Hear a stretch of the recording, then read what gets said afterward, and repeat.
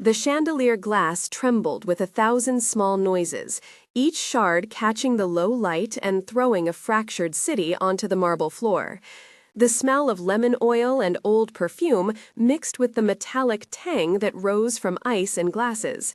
Maya smoothed the crease at the base of her apron as if she could press the night flat and keep everything from sliding into its true shape. At 25, she had learned to move like a shadow between tables, to carry plates with the same calm as if the day had never asked her to witness anything hard.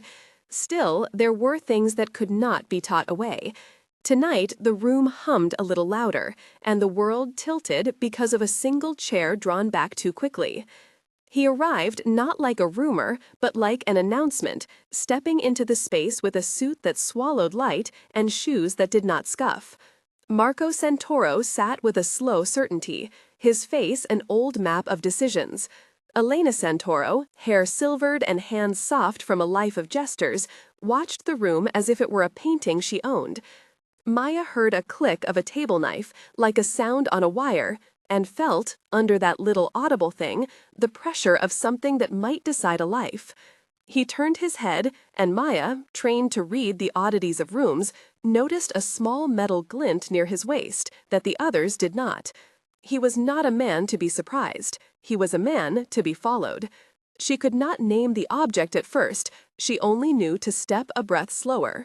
That was when Marco said, in a low, conversational letter, "Your cousin is arriving soon," and his voice, calm as a ledger, carried weight. Maya smiled in place, practiced and small. This was a night that would graduate anyone who watched it from ordinary to witness. She kept her hands steady and did not move. It was the last small thing she could control. Maya had a way of keeping certain facts between her teeth. She was 25, a server who memorized faces the way others memorized routes.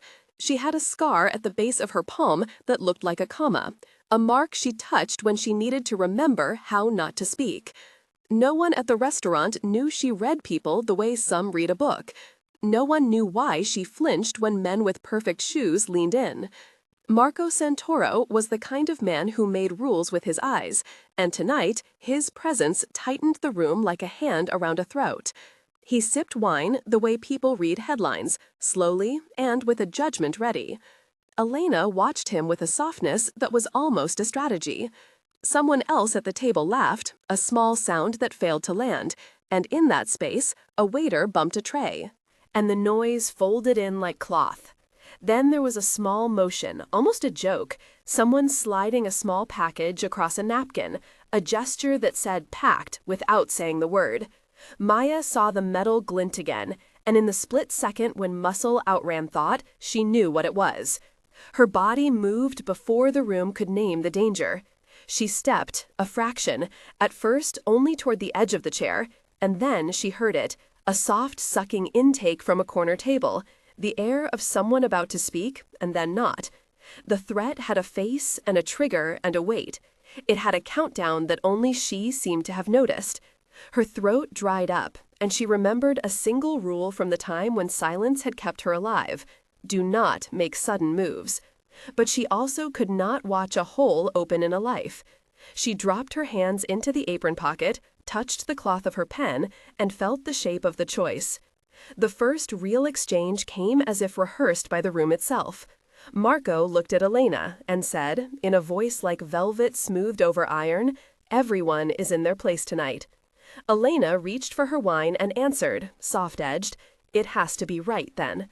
At the corner table, Javier, a busboy who liked to think of himself as invisible, murmured, "I think someone is off." A patron near the window laughed without hearing why, and offered a joke about the city, too loud. Maya moved closer to Marco and said, quietly, "Sir, may I refill your glass?" He held her gaze like a creditor and said, "Not yet." She heard the clack of heels as a woman passed and smelled her cigarette. All of this was a rehearsal that would explode into a moment of clarity when a small hand under a table adjusted a gun the room believed was a story. Javier leaned in and said, whispering, "That man at the back keeps staring." Marco answered with a tilt of his chin, "He is a shadow." Maya felt the world narrow into a series of tiny calibrations. She could see the gun now, partly hidden by fabric, a dark ridge against leather. Elena smiled with the practiced warmth of someone who had trained for much older conversations, and then said, with a laugh that did not reach her eyes, "Tell me the worst of the news." The worst of the news was a man who held a pistol and a patience signed in bone. No one else looked at the place where the gun lay. Maya did. It was the friendliest kind of fear that made people murmur not to notice. The first small incident that roofs the night was a napkin sliding to the floor, an accidental spill staged like a small storm, a glass catching light and throwing a sun onto Marco Santoro's wrist. The server at that table flinched and later would swear it was nothing, but Marco's hand moved in a way that was not practiced. He tightened his fingers, and those who did not know the language of danger applauded a small handshake. Maya, watching, felt an old instinct she had not been allowed to name tighten in her ribs. The man with the gun at the back moved his head like a tide, and in that motion the muzzle glittered. Her breath hitched, and all at once the room seemed to hold its breath with her. She could not call out without making movement, and movement could throw a bullet, so she did the only thing she could. She said, calm and steady, "Do not move." The words left her mouth like a drop stone. There was a silence that arrived as if summoned from somewhere else. In that silence, Marco's face shifted, not in anger, but in a recognition that cut the whatever away illusion in two. Elena blinked and then smiled the kind of smile that had paid for many secrets. The man at the back paused. The gun did not move. Someone cleared their throat. Maya's voice had shaped the room. That was the point where things split and allies began to choose. This was not the first time Maya had been the one to see what others did not. As the evening unfolded, the narrative snapped into certain beats. A manager named Benny hovered near the kitchen with a look that said, "Please." A cook called Rosa, who washed her hands like she was erasing prints, and a customer called Manuel, who liked to remember himself as the kind of man who knew his city. There was also Leela, an elderly neighbor who came in late and who watched people like a ledger. Detective Harper, a low-profile investigator whose badge was a rumor, and Officer Chen, a uniformed presence who had been tipped off by a caller that names were being traded tonight. The room populated itself with people who would later give statements that fit into two versions of the same story. Maya breathed in the lemon air and listened for the cadence of danger. She had a secret, one she tucked behind the careful architecture of her smile. She had learned to let silence do the heavy lifting. In that silence, she could see the dun across the room, the hand that held it, and the way Marco's eyelashes caught light when he did not want to show surprise. Someone, without theatrics, slid a small recorder under a napkin and left, a gesture that promised evidence to someone else in the city who would later need proof. The night hummed. Maya was at its axis. The contact that began the real danger was small and precise. After closing a quieter table, she found a note folded into her serving pad, the paper thin and necessary. It read, in a hand she did not recognize, "Watch the man in the blue coat." It was unsigned and smelled faintly of coffee and engine oil. Maya tucked the pad and felt a weight she could not set down. The man in the blue coat had a watch that ticked too loudly, and he tapped it when he thought no one watched. He did not belong in the room the way a stray dog does not belong on a marble path. Maya approached the rest area and overheard a conversation with enough pieces to create a map. Benny said, low, "He is not from around here." Rosa responded, steady, "People bring trouble where they can hide it." Javier added, whispering, "I saw him leave with a woman in a taxi." A voice from the alley, distant and grainy, offered the city as an accomplice. Maya had to notice patterns now, to read minute signals. She saw Elena slip a paper into her palm and then slide it into a brooch. She saw Marco look through the half-dark of a floor lamp and count the room in a way that made the room feel like currency. The man with the gun adjusted himself gently. Someone clinked cutlery to cover a small sound. The inciting contact had been the note and a look traded between two people who thought no one was watching. Maya was watching. What followed was an exposure of small abilities and a revelation that she had more tools than anyone expected. She had once been part of a courier network that trafficked documents for people with no names. As a teenager, she had learned how to read the micro motions of hands, how to tell if a man was lying based on a slight relaxation of the eyelid. She had a way of holding her breath that she kept for emergencies. That night, she used all those old skills in the new room. The demonstration of her skill came when she noticed the gun was fitted with a sound suppressor, a small cone of metal that swallowed sound in a way that made the click soft as a dropped coin. She could tell by the way the man held his arm and the angle of his shoulder that the weapon had been modified to be hidden.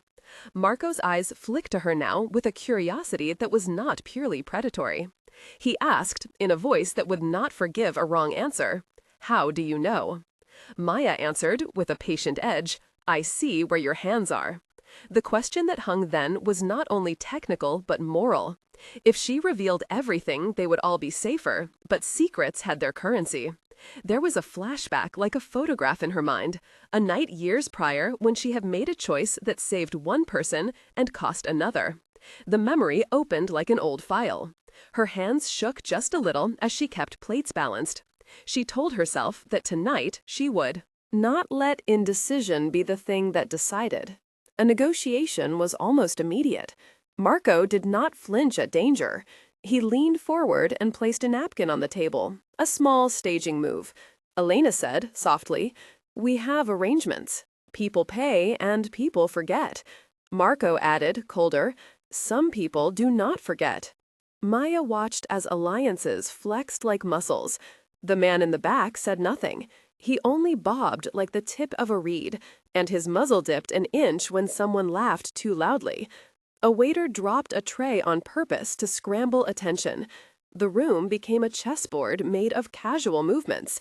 Maya stepped and caught Manuel's eye and mouthed, quietly, "Stay seated." Manuel looked at her and nodded, a small white flag. That exchange kept movement contained. The first serious dialogue sequence between Maya and Marco, the one that would later be cited in statements, stretched into a dozen quick turns that changed the tenor of the evening. Maya asked, "What is your name with them?" Marco said, "I am the one who keeps the books." Maya said, "Then your books do not need holes in them." Marco said, "Some books require correction." Maya said, "And who pays for corrections?"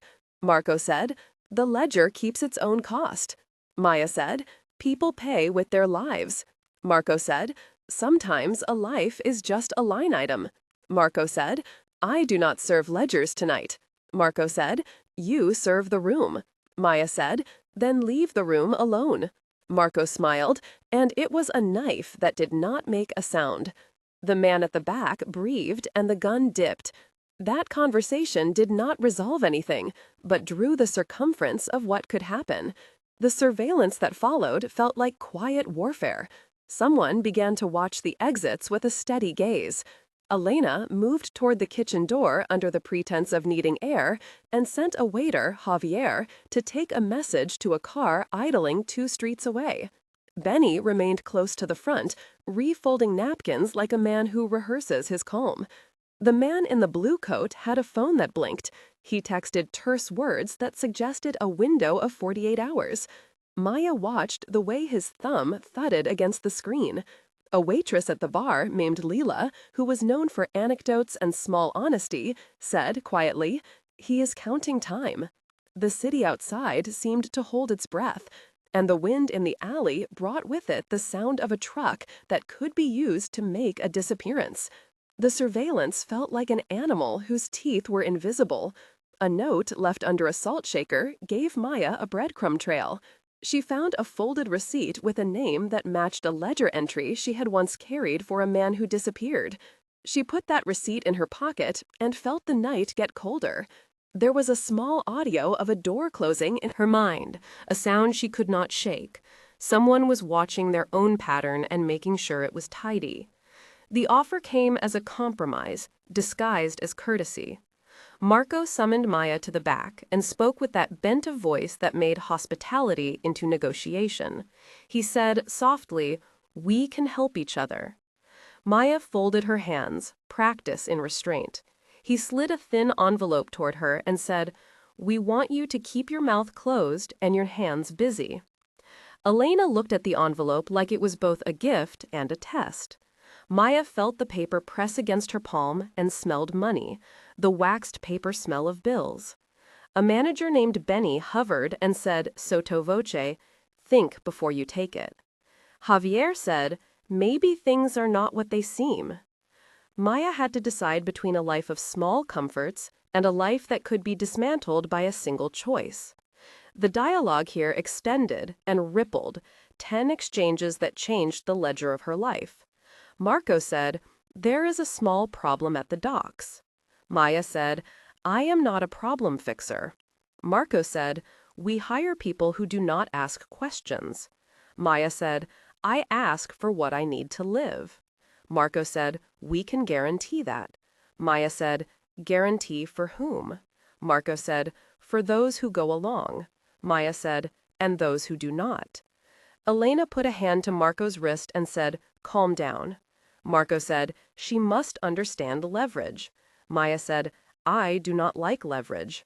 Marco said, "Then you will learn." The offer was simple in appearance and monstrous in consequence. Maya did not answer that night. She folded the envelope into a pocket like a dangerous seed. She withdrew that night to a place she called refuge, an old apartment over a laundry where the radiator sighed like a living thing. There she unpacked the evidence she had gathered, a receipt, an unmarked photo, a folded note, and the shape of the gun drawn in her mind. She spread them on a table and let herself breathe. The backstory she kept locked in a box of absences opened in the quiet. The first paragraph of her life began with an alley where she had learned to run, and a mother who left notes on flour sacks. She had been a courier once for strangers who paid in food and promises. Her hands had learned the paths that avoided cameras and eyes. The second paragraph held the time she had been forced to choose, a brother whose debts were unpaid, and a friend who asked for help. She had taken something she should not have carried and had been chased for months until a caseworker placed her in a program that taught her to mute herself. The third paragraph was the aftermath. Years of working nights and learning to be ordinary, learning to rewrite her own story as a woman who served coffee and counted 10. The paragraphs ran together and summed up to a person who had left a life of danger and then found it again under chandeliers and linen. Each memory smelled of different things: engine oil, lemon, the stale breath of the subway. She wrote none of it down. She only let the facts line up like cards she could shuffle and then choose which to play. Those paragraphs were long and slow and true. The alley had taught her quickness, but not courage. The courier life had taught her to read the small lies of men who thought they wore power like a coat. The choice years ago had saved one person, but had left another without a reason to wake up. That memory pushed her now. She thought of the boy who had once looked to her like she was the only thing stopping a chain of events. She thought of the woman who had been dragged away because of a debt. In the end, her life had become a ledger of acts performed for reasons that were not only monetary. She had taken work in kitchens because a stove made a rhythm and a rhythm made life bearable. She had learned to be invisible in plain sight, to be the person who others did not suspect. Now she had to choose whether to use the skills that had been coded into her muscles to protect people or to follow the easiest path of staying silent. She found herself whispering the old rule again: do not move. Then she packed the little pieces of evidence into a small bag, wrote a note, and slid it under the door of Detective Harper. It felt like a betrayal and like a rescue at the same time. The retreat allowed a planning stage that was practical as a map. Maya and Detective Harper met in a fluorescent-lit hallway that smelled of bleach and old paper. They spread images and receipts and phone logs across a folding table. Maya outlined what she had observed, and the room was silent not from agreement, but from calculations. Harper said, "We will need a window no longer than 48 hours." Maya said, I can get close enough to the man at the back if I can be on the floor that evening. Harper said, You cannot be alone in that. Maya said, I will not be alone. Maya listed names she trusted, and she named those she did not. She asked for a small echo of protection, a uniformed officer 2 blocks away, and a feed from a traffic camera to be looped for 10 minutes that night. The technical description of how they planned to gather evidence required a short explanation. They would request a digital subpoena to obtain the text records linked to the blue coat number, cross-reference surveillance tapes using timestamps from the restaurant security system, and synchronize witness statements within a 24-hour window to establish a consistent timeline. A timeline for a future affidavit. Those steps would buy them a legal framework and create pressure, Harper said. We have 48 hours to firm up every angle. Maya felt the numbers fall into place like locks. The plan hardened into roles and timing. Leela would be the distraction at table 9.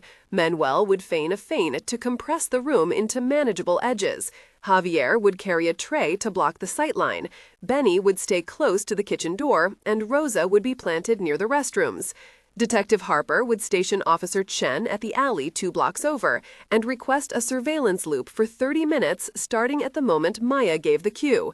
They mapped escape routes and safe words. There was an ugly, honest conversation about what they would do if the man fired. Someone said, What if shots are fired? The practical answer was simple and cold. Get people out and call it in. Harper promised to have a marked car 2 streets away. Maya thought about the cost of decisions. She felt the weight of the envelope from Marco in her bag and tasted copper in her mouth. That night, she slept as well as people who have to wake early do, with a hand on a wrist and a head full of maps. The climax would be a lesson in timing and risk. The night they chose, rain had smeared the city clean, and the restaurant smelled of steam and citrus. Maya walked the floor with the kind of small talk that hides a radar. There were 12 exchanges in the main confrontation alone, staccato lines between the man with the gun, Marco, Maya, and the makeshift team that made the restaurant into a stage. The man at the back said nothing to begin with. He only breathed and adjusted the collar that hid the pistol. Maya approached Elena with an order, and Elena said, tongue playful, Did you always speak so plainly? Maya said, I speak when it counts. Marco said, to the man at the back, You know why we are here. The man answered, finally, I know what I have to do. Maya asked the man, flat, Does she have to go? He said, with a patience that was mechanical, She has witnesses. Maya said, You are counting wrong. Marco interjected, lowering his voice, We can arrange satisfaction. The man said, Satisfaction is for those who collect. Maya stepped forward and said, Do not move. The man flinched, and the gun shifted. A tray fell as scheduled, and Leela laughed, and the noise covered something like a splash. Maya moved again, closer, and said, Are you willing to put a name on this? The man said, I have solutions. Marco said, Solutions cost. Maya said, They cost lives. Marco said, Then decide whose lives. The man said, Who will pay for our silence? Maya answered, We will not be bought into forgetting. Marco said, You would turn your back on the family. Maya said, Family cannot be a sentence. The exchanges rose and quickened until they were a field of small detonations. The man at the back, in a move that felt almost bored, rose like a tide and stood with the gun in full display, the silencer a dark mouth. He said, Quiet. Maya said, I said, Do not move. At that moment, the plan came to life. Manuel collapsed on cue, like someone who had been saving breath for a long time. Javier bumped the chair. Benny opened the kitchen door loud enough to be an earthquake. The man panicked in the uneven chorus. Detective Harper, outside in the rain, keyed a radio. Officer Chen moved from the alley and stepped into view. The technical description of the arrest is small but precise. Officers converged with measured entries, verbal commands issued in sequences of 3 to de-escalate an armed suspect and create a perimeter, hand-designed to minimize crossfire and maximize witness safety. The man fired one shot that sang out thin because the room had been mapped. It struck a light fixture and sent glass raining. The sound was not like a picture, but like a ribbon tearing. Marco moved with an unexpected quickness and grabbed Elena, who had stood up to move forward. In the confusion, the gunman stumbled and the pestle clattered to tile. Maya lunged and pinned the hand with a sleeve and felt the cold metal skill across the floor. The night was a river of action. It felt like a surgical cut into a live thing. Words collided, and finally, officers restrained the man who had thought he could draw a line. The gun was revealed to be registered under a shell company and marked for illegal modification. That discovery shifted the entire balance. The immediate aftermath was a tangle of decisions and recoil. Marco was taken aside by two officers who asked him about the man who had put the gun in a place of safety. Elena sat with shaking hands and said nothing for a very long time. Javier leaned against a column with a face drained of blood. Benny counted the plates like a man making sense of chaos. Leela kept saying, "I never thought I would see something so ugly." Detective Harper took statements and tried to make sense, unfolding the night into legal sentences. There were choices to be made about charges and about what to do with the evidence and with the players who had not been clean. Marco was suspected of ordering a threat, but denied everything and played the family card like a shield. Maya's name surfaced like a small stone in a river current. Someone said she had spoken, and that speech had altered the night. There were interviews and there were offers of protection.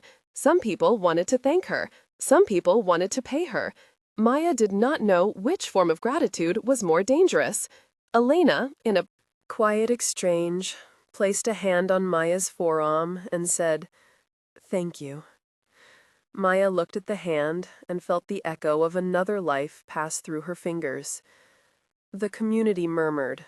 Rumors spread like a gentle current that wanted to become a flood. There were consequences that shaped family and community dynamics in small and large ways.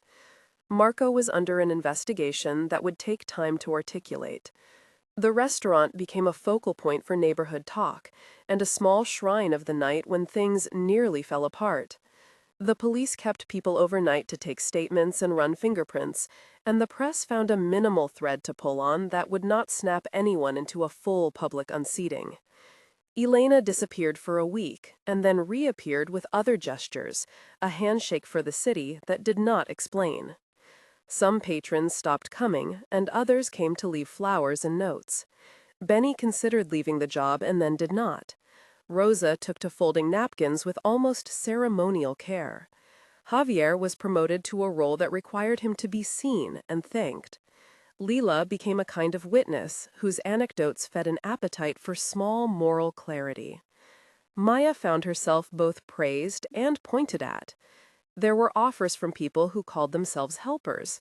There were also calls from numbers she did not know asking what she had seen. The man who had pulled the trigger was charged and held in a custody that smelled of bleach and tired coffee. The legal system began to move on its lubricated track. A month later, Maya received a letter with a single line that shifted her day. It read, in a hand she thought she recognized, "You did not have to stop it, but you did." There was a photograph inside, of her hand on the gun, and a note that said, "Stay with us if you will." She folded it and put it away. Detective Harper called and asked if she would be willing to testify. Harper sounded tired and grateful. Maya agreed to meet, and they walked a path of decisions to the courthouse. The city paid attention in small increments. Those who had once been indifferent now nodded. Elena called and asked Maya to visit. She spoke about family obligations and left out the ledger lines. Marco was under quiet surveillance, and his reputation was marked but incomplete. He sent a small bouquet to the restaurant with a note that said, "For the woman who kept the room." Maya donated the cash Elena insisted she accept to a community center because she could not keep it without feeling stained. The restaurant put up a plaque that people would later tell versions of the story in front of, as if retelling could make them nobler. The neighborhood breathed. Some days felt like the world returning to its original color. 3 months later, the legal calendar had more pages. The suspect who had aimed the gun was arraigned, and The combinations of witness testimony, the surveillance loop, and the cross-referenced receipts made a case that looked like a legal braid. Marco was questioned about a payment trail, but maintained plausible deniability. The detective secured a subpoena for text logs that showed coordination, and the voice that had ordered a threat was tied to a Shell account. Maya testified, sitting under bright lights and an audience that looked like a map of the city and faces. Her voice was steady. She remembered the man in the blue coat and the way his thumb had tapped the phone. The courtroom listened, and the judge took notes. The community watched in news briefs and in the quiet of kitchen conversations. People lined up to tell her versions of the night as if their retelling could give them part of her courage. Her testimony was the kind that changed things inside of her, rolling a stone that had been hidden into a place where it could be seen. 6 months later, things had become quieter, but not dead. The restaurant had a new night manager who made sure staff slept in safer arrangements. Marco had stepped away from public dinners for a while and had more meetings in rooms that were not as glamorous. Elena attended community functions and became a complicated symbol for those who could not bear the simplicity of villain and saint. Detective Harper had a promotion, and yet would still come by the restaurant to pick up a coffee and say, "You did good." Maya had a small collection of people who checked in on her. Javier was more steady and now balanced invoices like a man who had learned to keep track. Benny stayed. Rosa arranged a small garden beside the back door. Leela took to bringing cookies to the staff and telling anyone who would listen about the night when everyone nearly lost their breath. Maya had a new rhythm. She kept the ledger of choices in a small book hidden under a loose floorboard. She visited the community center where she had given the envelope money and sat in on night classes, teaching a young woman how to hold a tray without looking like she was carrying the weight of the world. In the epilogue months, there were unexpected reconciliations and small redemptions. 1 month after the night, the city had finished an initial report and the suspect remained in custody. A neighbor named Manuel, who had pretended to faint, was given a community commendation and used the moment to reconcile with a son he had been distant from. Marco quietly paid for a scholarship that he named after his mother, a gesture that read like a contradiction and left people with uncomfortable questions. Elena hosted a dinner for the staff and for Detective Harper, where she made a toast that was more of an apology cross-stitched with gratitude. 3 months after, the court had accepted the bulk of the evidence, and the man who had fired the gun was pled out on a deal that involved cooperation and consequences. The city board recognized the restaurant as a site of civic courage and asked Maya to speak at a small forum about bystander action. She declined at first and then accepted because she understood that silence had weight. 6 months after, the case had become a part of the oral history of the neighborhood, an incident people told with variations to make a point. The suspect was sentenced to years in custody for illegal weapon modification and a litany of other charges. Marco had been hit with a fine and public scrutiny, and his public invitations thinned. Elena and Maya had a complicated kind of friendship built on shared knowledge that was not entirely clean and not entirely dishonest. Maya had rebuilt a life that included nights and a ledger and the capacity to say no. She kept the small scar at her palm as proof that some parts of the past remain on the body and cannot be erased by time. The final image is of Maya stepping out one evening onto a stoop that smelled of rain and warm bread. She watched a child run past with a paper boat and found herself thinking about choices as bridges and not as walls. She had learned that bravery often looks like a hand held steady in the right moment. She knew that family can be found in odd places and that loyalty can be complicated. The city around her had not turned into a hero tale, but into a place where people kept each other close enough to be seen. Her last thought that night was neither triumph nor regret. It was a small, private resolution. She pressed her thumb to the scar at her palm and whispered to herself, "You did not move." The words were not a victory cry, but a simple accounting of truth.